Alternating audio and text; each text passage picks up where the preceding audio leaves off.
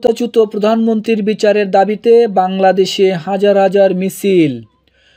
ক্ষমতাচ্যুত প্রধানমন্ত্রী শেখ হাসিনা এবং জুলাই মাসে তার সরকারের বিরুদ্ধে গণঅভ্যুত্থানের শত শত মৃত্যুর জন্য দায়ীদের বিচারের দাবিতে হাজার হাজার মানুষ ও বাংলাদেশের রাজধানীতে সমাবেশ করেছে।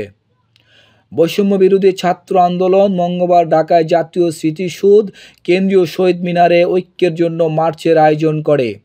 বিক্ষোভকারীরা হাসিনার বিচার এবং তার আওয়ামী লীগ দলকে নিষিদ্ধ করার দাবিতে স্লোগান দেয়।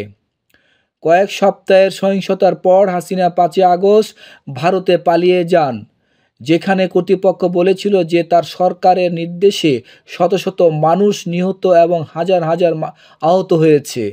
অভ্যুত্থান দেশের সবচেয়ে দীর্ঘমেয়াদী প্রধানমন্ত্রী ১৫ বছরের শাসনে অবসান ঘটিয়েছে, যিনি বিরোধী দলগুলি দ্বারা নির্বাচন বর্জন করার পরে জানুয়ারিতে টানা চতুর্থ মেয়াদে শুরু করেছিলেন। তাই বাংলাদেশের হাসিনাকে হস্তান্তরের জন্য ভারতের কাছে আনুষ্ঠানিক অনুরোধ পাঠায়। মানবতার বিরুদ্ধে অপরাধের অভিযোগে কিছু বিক্ষোভকারীদের মৃত্যুর জন্য তিনি অনেক আদালতের মামলার মুখোমুখি হয়েছেন। ৫ই আগস্টের পর থেকে বাংলাদেশে আমাদের আর কোনো শত্রু নেই, আমাদের একমাত্র শত্রু আওয়ামী লীগ। ছাত্র আন্দোলনের আহ্বায়ক হাসনাত আবদুল্লাহ জনতার ভাষণে এই কথা বলেন।